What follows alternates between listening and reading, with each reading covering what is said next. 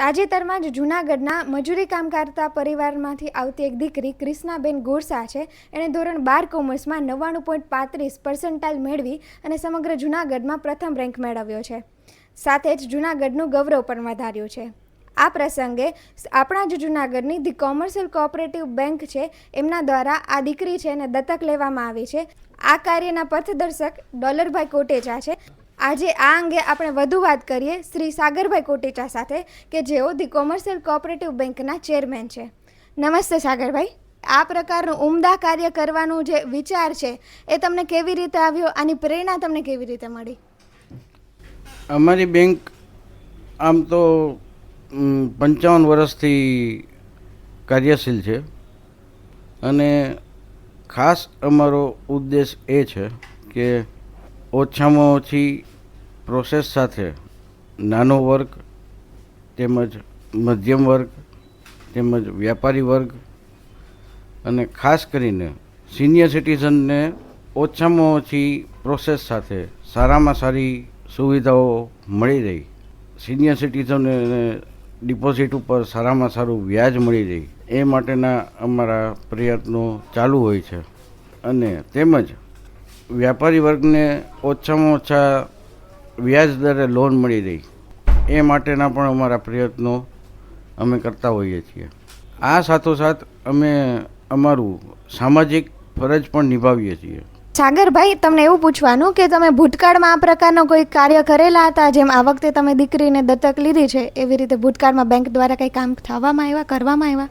હા, આપણે યાદ કરીએ તો કોરોના જેવી મહામારીમાં પણ બેંક દ્વારા રાશન કીટો તેમજ મેડિકલ કીટોનું વિતરણ કરેલું. પછી આપણે જલારામ જયંતિ હોય કે રામનવમી હોય, જન્માષ્ટમી હોય, જગન્નાથજીની રથયાત્રા હોય, એ બધામાં આપણે યાત્રાનું સ્વાગત કરીએ છીએ. કોઈ પણ મહામારી આવે છે તો એમાં આપણે લોકોનો મદદ કરવા માટે સહયોગી થઈએ બનીએ છીએ.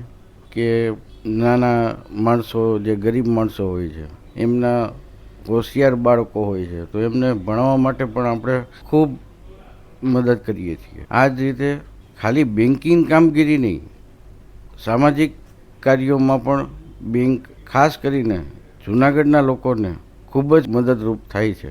સર, આ વખતે તમે એક દીકરી છે ને દત્તક લીધી છે, તો શું બેંક દ્વારા ભવિષ્યમાં એવી કોઈ યોજના બનાવવામાં આવશે કે તમારા દ્વારા એવા કોઈ પગલાં લેવામાં આવશે કે એક નહીં એવા ઘણા વિદ્યાર્થીઓ હોય છે કે જેઓ તેમની ઘરની આર્થિક સ્થિતિ બરાબર ના હોય એટલે ભણી નથી શકતા, તો એ લોકોને મદદરૂપ થઈ શકીએ? આમ તો મદદરૂપ થાય જ છીએ. અત્યારે દત્તક લીધી છે એક દીકરી, પણ અમે મદદરૂપ ઘણા લોકોને થઈએ છીએ, ઘણા બાળકોને થઈએ છીએ. પણ આ દીકરી મજૂરની દીકરી છે અને ખૂબ જ હોશિયાર છે ભણવામાં. અને દીકરી દત્તક લેવી એટલે એવું નથી કે અહીંયાથી પૂરું થઈ જાય, ભણાવી લીધી એટલે પૂરું થઈ જાય. દીકરીને ખાસ કરીને સીએ બનવાની ઈચ્છા હતી, સીએ બનવાની ઈચ્છા ધરાવતી હતી. તો અત્યારે આપણે કોલેજની ફી અને સીએની પણ ફી આપણે સાથોસાથ ભરી દીધી છે. અને આજનો યુગ છે ટેકનોલોજીનો, તો ટેકનોલોજી માટે પણ દીકરીને વધારે હેરાન ન થવું પડે એ માટે આપણે બેંક તરફથી દીકરીને એક લેપટોપ પણ આપણે ભેટ આપેલ છે. જે રીતે બેંક આપણે જૂનાગઢના લોકોની ને મદદરૂપ થાય છે, સહયોગી થાય છે, આજે હું એટલું જ કહીશ ને કહેવા માગું છું કે ધી જૂનાગઢ કોમર્શિયલ કોઓપરેટિવ બેંકનું એક જૂનું અને ઉલામણું નામ છે કોકો બેંક.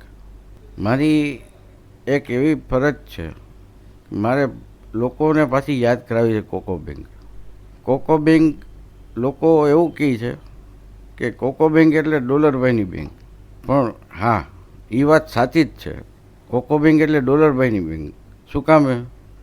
એણે આટલા વર્ષોથી મહેનત કરીને આ બેંકને મોટી કરી છે.